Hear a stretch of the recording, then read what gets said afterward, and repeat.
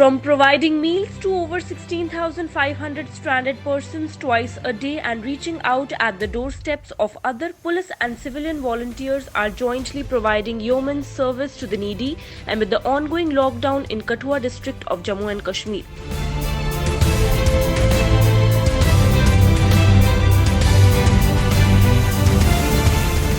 The volunteers working under the banner of United Kathua Jammu and Kashmir Police helped the district administration to cope up with the challenge posed by the coronavirus-led lockdown.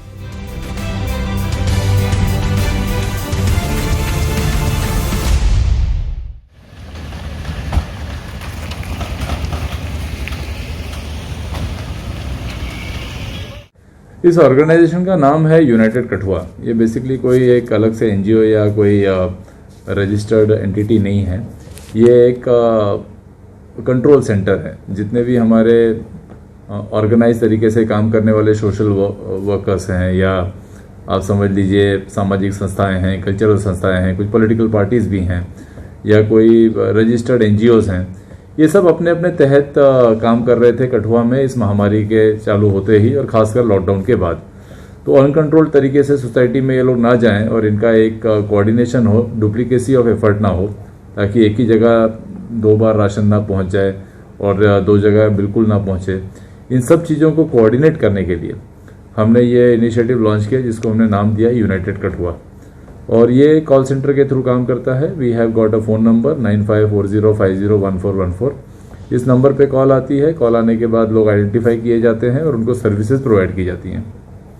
Sir, कितने लोगों को अभी तक जो है United Kathua की ओर से feed किया जा रहा है? तकरीबन 7.5 लाख प्लेट बना हुआ खाना, 7.5 lakhs clean hygienic cooked food हमने लोगों को उनके दरवाजे पर जाकर, डोर स्टेप पर जाके मुहैया कराया है। और इसमें जो बेनिफिशियरी हैं, at one point of time हम तकरीबन 17,500 लोगों को 17,500 लोगों को लंच और 17,500 लोगों को डिनर कराते थे। बट अब जैसे जैसे चीज़ें खुल रही हैं, इंडस्ट्रीज़ में भी थोड़ी बहुत हलचल देखने मिल रही है। फार्मिंग सेक्टर तो ऑलमोस्ट पूरा खुल गया है, राशन आ गया है, रिलीफ की भी चीज़ें बांटी जा रही हैं। तो वॉलंटरली लोग लंगर को डिनाई करना शुरू कर रहे हैं। तो मुझे लगता है कि आने वाले दिनों में ये 17.5 का फिगर हमारा कम होना शुरू हो जाएगा। टोटल कितनी कम्युनिटी किचन है जो कठुआ जिला में आपकी जो चल रही है?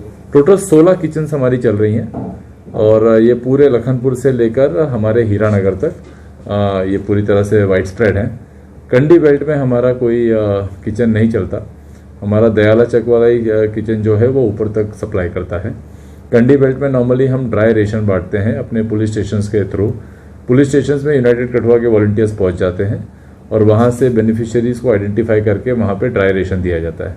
ओवरऑल से बात करें तो कितना राशन जो है पर डे आपकी ओर से लग जाता है और क्या प्रोसेस रहता है? कहाँ से इतना राशन आता है आपको और कैसे आप लोगों को बांटते हैं? सर, ये अभी तक इन 16 कम्युनिटी किचन्स में मोर देन 100 टन 100 टन से ज़्यादा चावल ऑलरेडी पकाया जा चुका है और जो दाल है वो भी 25 टन से ऊपर इसमें इस्तेमाल की जा चुकी है।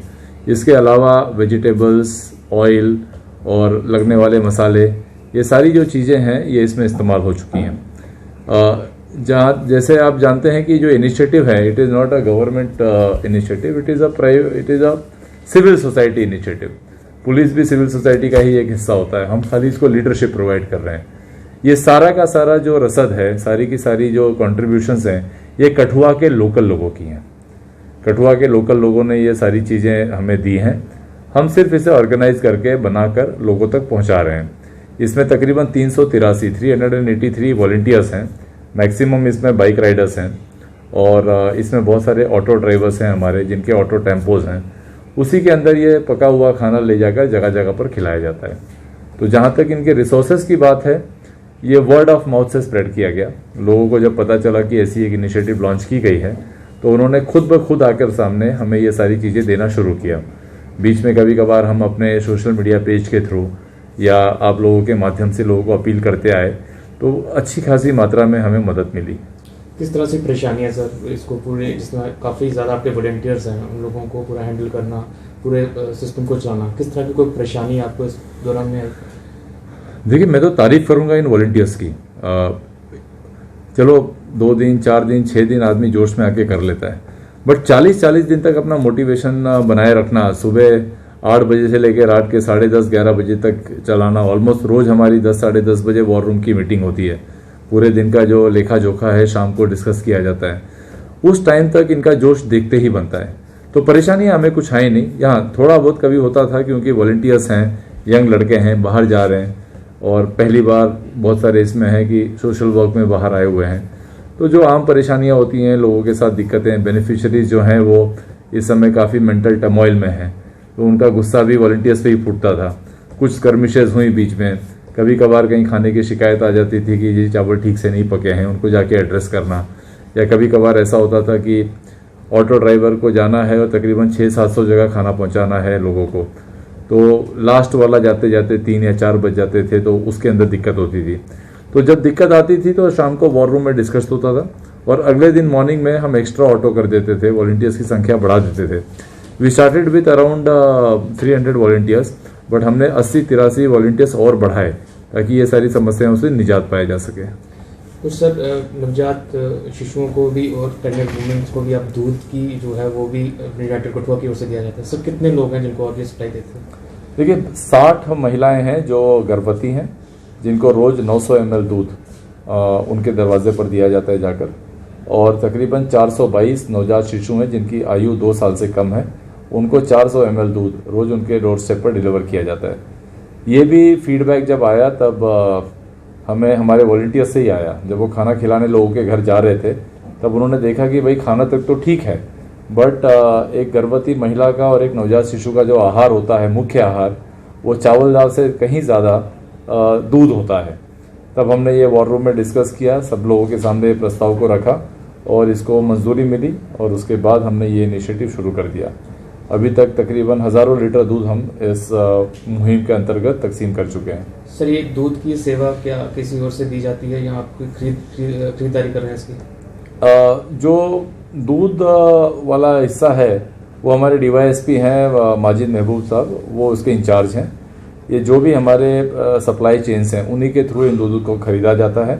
बहुत जगह हमें कम्युनिटी डोनेशंस भी मिलती हैं दूध की, और बहुत सारे हमारे गुजर भाई हैं जिन्होंने आगे आकर हमारा इसमें योगदान भी किया है। सर पूरे लॉकडाउन के दौरान बात करें, सबसे ज़्यादा अगर परेशानी आई तो उन मरीजों को आई जिनकी दवाइयाँ यहाँ से नहीं मिलती थी। कुछ की दवाइयाँ जो है हमारे स्टेट के बाहर से मिलती थी, कुछ ऐसा भी था कि घर से बाहर नहीं आ पाते थे दवाई लेने के लिए, और कुछ लोग ऐसे ही थे को अफोर्ड नहीं कर पाते थे क्योंकि उनका जिसने दवाई खरीद के देनी है वो शायद कहीं बाहर है, जब वो उनके घर पे ऐसी कंडीशन नहीं है कि वो दवाई खरीद सके। उनको भी आपने यू कठुआ ने उनकी मदद की है। सर क्या प्रोसेस रहा पूरा और कितने लोगों को अभी तक आप मदद पहुँचा चुके हैं? देखिए, जीने के लिए जितना ज़रूरी खाना है उतना ही बीमार व्यक्ति के लिए दवाई है। तो और ख़ास करके उन व्यक्तियों का जिनका लाइफ सेविंग मेडिसिन पर जो हैं या जो डी एडिक्शन मेडिसिन पर हैं, जो प्रयास की दवाइयां हैं या जो नशाखोरी से मुक्त होने के लिए जो दवाइयां वो इस्तेमाल करते हैं, अगर वो दवाइयां समय पे ना मिली तो उनकी हालत बहुत ज़्यादा ख़राब हो जाती है। या जो लाइफ सेविंग मेडिसिन चाहते हैं, जिनका लिवर ट्रांसप्लांट हुआ है, किडनी ट्रांसप्लांट हुआ है, मे बी जो सीवियर कार्डियक डिजीज़ से ग्रस्त हैं, जो साइकेट्रिक डिसऑर्डर से ग्रस्त हैं, तो इन लोगों का भी जो हमारे वॉलंटियर से फीडबैक मिला तो तकरीबन अब तक 600 कॉल्स हमें मेडिसिन को लेकर आई हैं। उसमें से तकरीबन जो वैलिड कॉल्स थी वो 450-500 के आसपास थी। तो इन कॉल्स में से 99% कॉल्स को हमने ये रिजॉल्व कर दिया है। मैक्सिमम दवाइयाँ कठुआ के हुदूद के बाहर से मिलती थी, चाहे वो जम्मू से मिले, पठानकोट से मिले, फतेहपुर से मिले, अमृतसर से, लुधियाने से, इवन दिल्ली से तक दवाइयाँ हमने लाकर यहाँ अपने लोगों के दरवाजों तक मुहैया कराई। तो सर ये दवाइयों का जो जिस तरह से आपको कॉल्स आती थी, ये सब कठुआ से ही है या कठुआ से बाहर से भी, यूटी से भी और डिस्ट्रिक्ट से? हमें कॉल सांबा से भी आई, हमें कॉल जम्मू से भी आई। हालांकि जो मैंडेट है यूनाइटेड कठुआ का वो सिर्फ महदूद है कठुआ तक, बट कुछ ऐसी कॉल्स होती हैं जो हम डिनाई नहीं कर पाते। तो हम कोशिश करते थे कि कहीं ना कहीं वहाँ लोकल एडमिनिस्ट्रेशन को ये बात कही जाए, बट क्योंकि हम एक बॉर्डर ज़िला हैं और पठानकोट और अमृतसर हमसे ज़्यादा नज़दीक और किसी की नहीं है, तो ये जिम्मेदारी हमने खुद पर यहाँ की और ये दवाइयाँ हमने खुद मुहैया कराई। आने वाले समय में यू कठुआ क्या क्या चेंजिंग लाने जा रही है, किन नए जो वर्क्स उन पर काम करने जा रही है? जैसे जैसे महामारी चैलेंजेस हमारी तरफ फेंकती जाएगी, हम अपनी स्ट्रैटेजी उस हिसाब से तैयार करते जाएंगे। पहली जो सबसे बड़ा चैलेंज इस महामारी ने हमारे सामने लाया था वो था लोगों के राशन का, खाने का और कुक्ड मील्स का जो बड़ी उम्दा तरीके से यूनाइटेड कठुआ ने निभाया। दूसरा था दवाइयों का, वो भी निभाया। तीसरा था दूध का, जानवरों के फीड का। हमारे इंस्पेक्टर संजीव चिप साहब जो SHO कठुआ रहे हैं और आजकल वो हमारे साथ DPO में काम कर रहे हैं, उनका आपने देखा होगा कि तकरीबन अब तक 60-70 हज़ार का घास लेके उन्होंने 350-400 पशुओं को आहार दिया है। सिमिलरली जो स्ट्रे डॉग्स हैं, हमारे पास एक गवर्नमेंट अधिकारी हैं जो यूनाइटेड कठुआ से पहले से ही उनका ये मंसूबा रहा है कि वो खुद स्वयं सेवा करें और जो स्ट्रे डॉग्स हैं उनको वो फीड करते थे। उसमें हमने उनकी मदद की, हम भी साथ गए। एक हमारे सेवादार नरेंद्र जी हैं जिनके थ्रू हमने पशुओं को आहार देना शुरू किया। अब जो नया चैलेंज आ रहा है कि अब हमें दोबारा से अपनी इकोनॉमी को, अपने शहर को रिवाइव करना है। तो इसमें United Kathua is now come together. अब हमारा फोकस होगा हमारे लोगों को वापस लाना, खास करके जो वो मजदूर क्लास है जिनका एक्सेस ट्विटर पे या व्हाट्सएप पे नहीं है, उनको कांटेक्ट किया जा रहा है गांवों के सरपंचों के थ्रू, हमारे म्यूनसिपल काउंसलर्स के थ्रू कि उन तक फ़ोन जाए, उनके हालात के बारे में जाना जाए, पता चले कि वो वापस आने की इच्छा है और वहाँ पे ठीक नहीं है तो जितने भी गवर्नमेंट मशीनरी हैं उनको उनके बारे में बताया जाए। हो सके तो हम प्राइवेट एफर्ट करके भी उनको लाने की कोशिश करेंगे। सिमिलरली जो हमारे सफाई कर्मचारी हैं उनके साथ उनकी सराहना करनी ज़रूरी है, उनके साथ खड़े रहकर उनका काम में हाथ बटाना ज़रूरी है। तो इस बारे में भी कल वॉर रूम में चर्चा हुई है।